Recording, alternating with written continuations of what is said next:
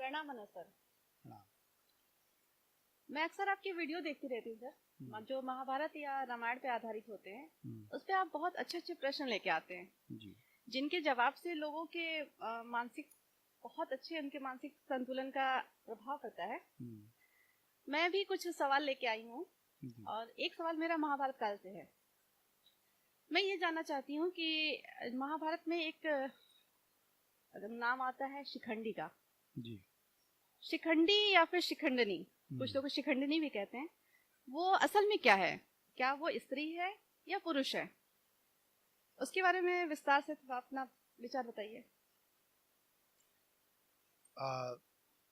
शिखंडी को लोग, वंदना जी, इस लिहाज से जानते हैं कि शिखंडी भीष्म पितामह की मृत्यु के कारण थे। अर्जुन ने शिखंडी को आगे कर दिया और भीष्म ने अस्त्र नहीं उठाए और इस कारण भीष्म की मृत्यु हुई। अधिकतर लोग शिखंडी का उपयोग इतना ही समझते हैं, लेकिन शिखंडी का जो एक्चुअल लाइफ है वो बहुत ही पीड़ा भरी है। भीष्म पितामह ने दुर्योधन को ये कथा सुनाई थी।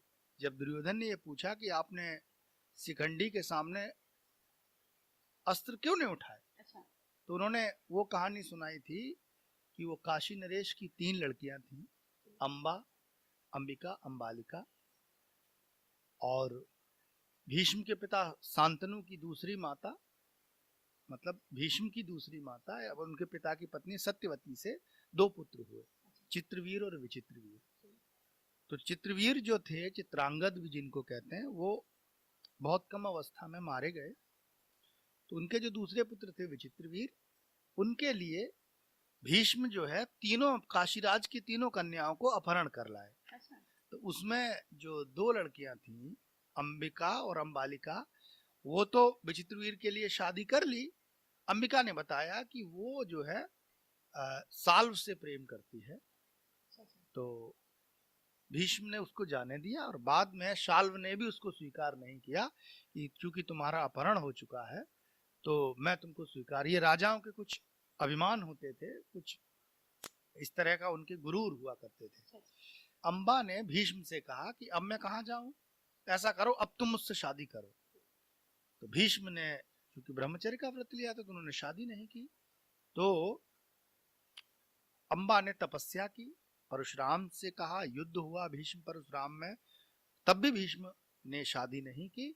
तो अंबा ने अपने प्राण त्याग दिए और ईश्वर से शिव जी की तपस्या करते हुए वरदान मांगा कि मैं अगले जन्म में भीष्म की मृत्यु का कारण बनना चाहती हूँ।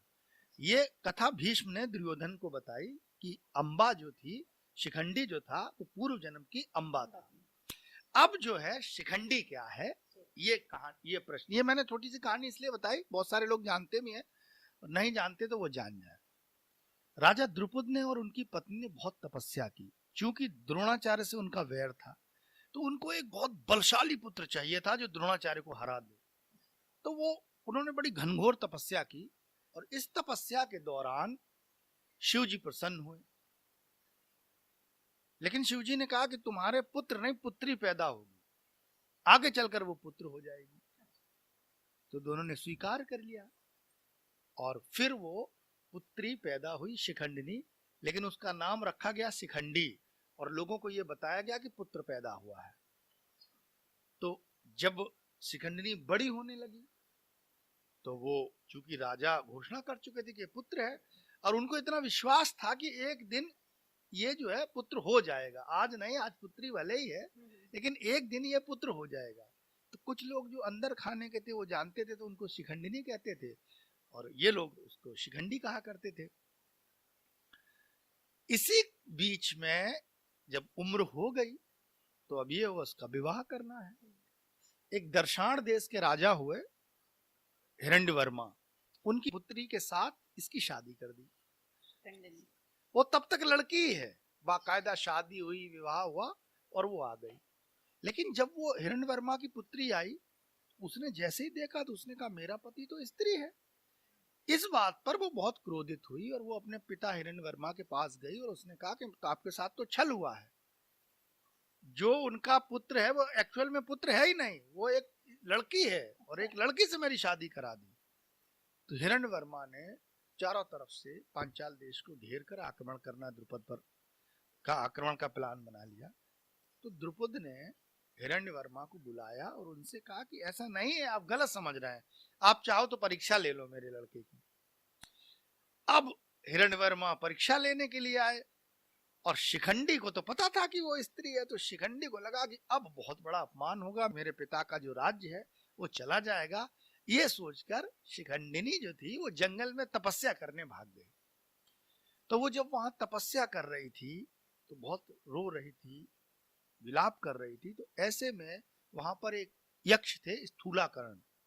उन्होंने उसको देखा और देखने के बाद उन्होंने उससे बात की कि तुम क्यों। तो उसने बताया कि ऐसी ऐसी सारा वृतांत सुनाया कि मेरी जो माता पिता है मेरे कारण संकट में है और मेरा बहुत बड़ा अपमान होने वाला है।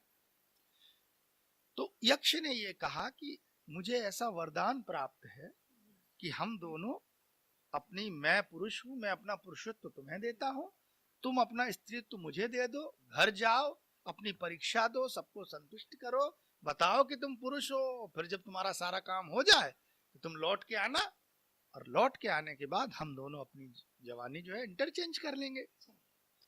ऐसा कहकर वो चले गए। अब शिखंडी वहां गए तो तब तक पुरुष हो चुके थे। तो हिरण्यवर्मा ने बहुत सारी गणिकाएं, सुंदर सुंदर स्त्रियां भेजी चेक करने के लिए उसको।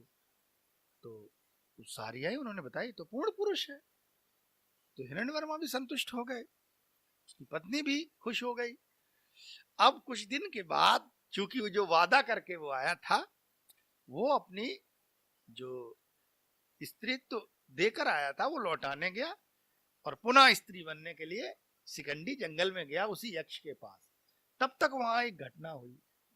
यक्षों के जो राजा थे कुबेर, वो जंगल में आए और वो उस वन का मतलब सरदार था स्थूलाकर्ण।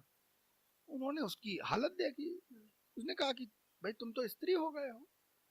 तो उसने, जो यक्ष था, उसने पूरी कहानी उनको सुनाई। उन्होंने कहा कि दरअसल ऐसी ऐसी बात है। इस बात पर कुबेर बहुत नाराज हुए और उसको शाप दिया कि तूने जो है प्रकृति के नियम का अपमान किया है, तूने प्रकृति की जो वैधता है उस पर प्रश्न चिन्ह लगाया है और तूने अपनी जवानी को बदल दिया। अब तू स्त्री ही बनकर रहेगा इस जन्म में। तो शिखंडी जो है वो गए जंगल में और वहां जाकर उन्होंने जब देखा तो कहा भैया अपनी जो आपने हमको जो पुरुषत्व दिया ये वापस ले लो। तो उसने कहा कि अब तुम इसका उपभोग करो और अब जो है मैं इसमें कुछ नहीं कर सकता, मुझे शाप मिला हुआ है। तो उस शाप के कारण शिखंडी जो है फिर पुरुष हो गया।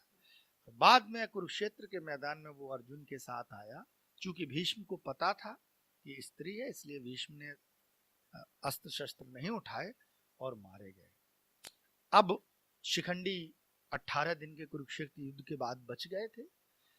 तो जब अश्वत्थामा, कृतवर्मा और कृपाचार्य ने आखिरी दिन जब उस रात को आक्रमण किया जिसमें द्रौपदी के 5 पुत्र मारे गए थे, उसमें उसका भाई जो है धृष्टद्युम्न, शिखंडी का जो बाद में पैदा हुआ था, और शिखंडी दोनों अश्वत्थामा के हाथों मारे गए थे।